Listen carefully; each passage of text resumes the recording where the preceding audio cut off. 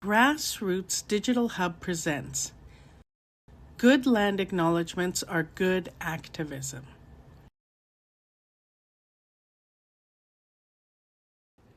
A collaboration with Emily Clareau, Algonquin Anishinaabe from Pikwaganagan First Nation, Dave Smith, Plains Cree, and status member of Beardies and Okamassis Willow Cree First Nations, Felicia Davis Westling, settler, and Rusa Jeremic, settler. Narration and artwork by Emily Clareau, Algonquin Anishinaabe from Pikwakagan First Nation. Good land acknowledgements are good activism. The land on which we live, work, and play, now known as Canada, is home to many diverse Indigenous peoples, settlers, immigrants, stolen peoples forced into slavery, and their descendants. Every one of these groups and the villages they have built are what makes Canada the vibrant, culturally diverse nation that it is today. Canada's international reputation for being a friendly and accepting country comes as a result of the activism of oppressed peoples fighting for their rights and the rights of others. While numerous social issues still persist and safety nets continue to be unraveled at a fast pace, a deeper understanding of this land's history, starting with the original peoples of the land, provides an understanding of how we got to where we are, which is imperative to fostering future community connections, understanding, and mutual respect amongst peoples. Some folks may be familiar with the practice of land acknowledgements that happens during morning school announcements, at the start of meetings, or at sports events. Land acknowledgements have become commonplace. Sometimes a land acknowledgement is recited quickly, with little reflection, and then people quickly move on. Understanding land and treaty acknowledgements. For Indigenous peoples, a land and territory acknowledgement holds deeper meaning and is spoken when people are coming together in order to create a positive relationship and carry on in a good way. The land and the Indigenous nations who originally occupied the land are recognized. Sometimes the treaties guiding the relations on the land are also mentioned.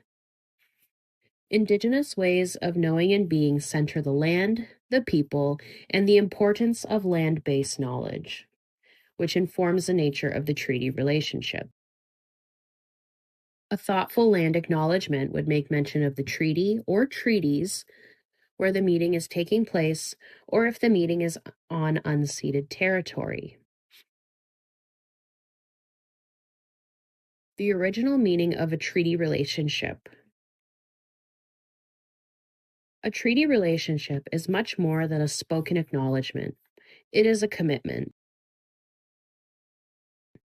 Bruce McIver, a Métis Indigenous rights lawyer, encourages us to see how treaties were and continue to be an exchange of sacred, solemn promises between the Crown and Indigenous peoples. The original Wampum Belt treaties, known as Peace and Friendship Treaties, state that Indigenous peoples and European settlers would coexist upon the land, never interfering with each other's way of life, and never taking more than they need in terms of resources.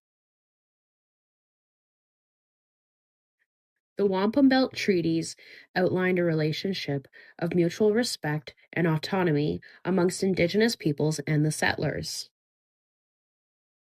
As time went on, settlers exploited the concept of treaties. Indigenous peoples were coerced and manipulated into signing over their rights and lands in a language they did not understand. Ultimately, many were removed from their homelands to the advantage of the settlers.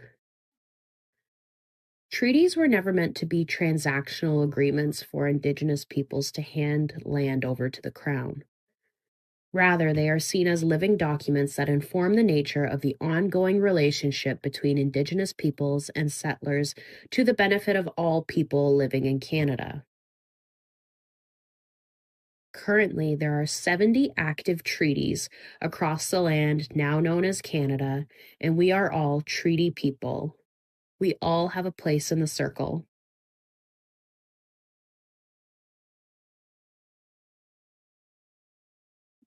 Unceded territory. Unceded means that no treaties were ever signed in relation to the land, meaning that the land does not belong to Canada. Some Indigenous nations are currently undergoing land claim negotiations, while others have no interest. For example, major cities like Canada's capital, Ottawa, rest on unceded lands where there is no treaty agreement and they are still in negotiations.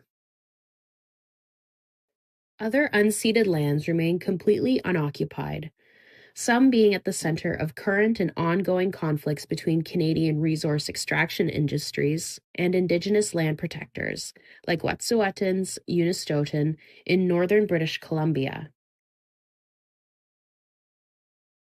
Colonization. Here in Canada, as in many places in the world, colonization has had a lasting impact on Indigenous communities and continues in different ways today. Many people understand Indigenous peoples' reality in Canada as revolving around the question of land, unceded territory, and the colonial settlers' attempt, both past and present, to dominate, control, and use the land for their own purposes.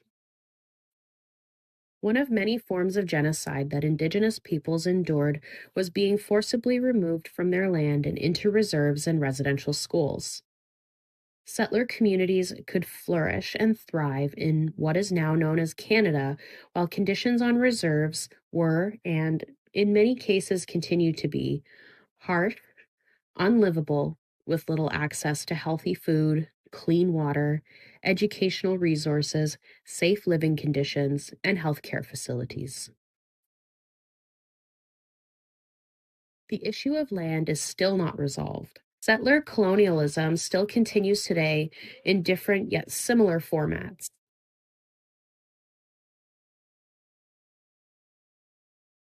Moving forward, land acknowledgements can take different shapes and forms. There is not one land acknowledgement. Whenever you gather together, take the time to understand the particular history of the land you are on, the original peoples of the land, and the lasting impact of colonization. Consider referencing the Truth and Reconciliation Commission's 94 calls to action for guidance. Take the opportunity of gathering in community to learn more about the relationship and explore your own understandings and obligations. Learn the pronunciations and traditional names of territories. Make a land and treaty acknowledgement relevant to you and your group as a sign of respect and understanding of the long history of struggle and resilience of Indigenous peoples. Build reciprocal relationships in a good way where you can develop mutual respect with Indigenous peoples. Ask yourself, how do we bring people into the discussion in good ways? Engaging in a land acknowledgement process in a good way is important for building community. A non-Indigenous grassroots community leader reminds us land acknowledgements are important to community and community meetings as they are a recognition of Indigenous nations across Turtle Island and to show appreciation for the original stewards of this land. As settlers, whether as immigrants, refugees, first, second, third, fourth generation Canadians, it is important for us to educate and build awareness so that we are able to understand the ongoing struggles of Indigenous communities in order to become better allies and advocates. In addition, land acknowledgements are about building relationships, creating inclusive spaces, accountability, and most importantly, action. Land acknowledgements cannot be performative, but rather intentional and meaningful, as we all have a role to play in ensuring that Indigenous communities have a right to self-determination, equity, and justice. When presenting a thoughtful land acknowledgement, as a first step, it is important to understand the relationship between Indigenous peoples and settlers as a treaty relationship. If we are not Indigenous, then we are all settlers on this land, no matter when we arrived. In that way, we all carry the responsibility to work towards righting the relationship with Indigenous peoples in a good way.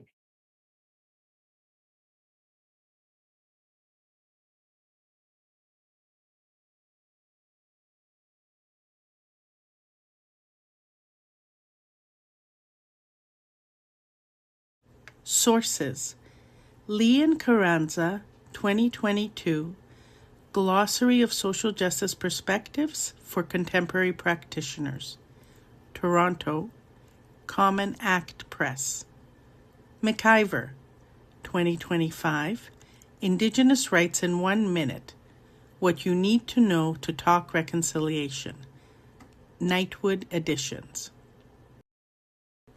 Community Leaders Digital Research Project, a community-based research project in partnership with Local Champions Network, Connected Communities powered by Openly Connected, Toronto Neighbourhood Centres, and support from SHRC, CRSH, Social Sciences and Humanities Research Council of Canada, and NSERC, CRSNG, Natural Sciences and Engineering Research Council of Canada. George Brown Polytechnic, GBP Research Ethics Board Number 252-2223.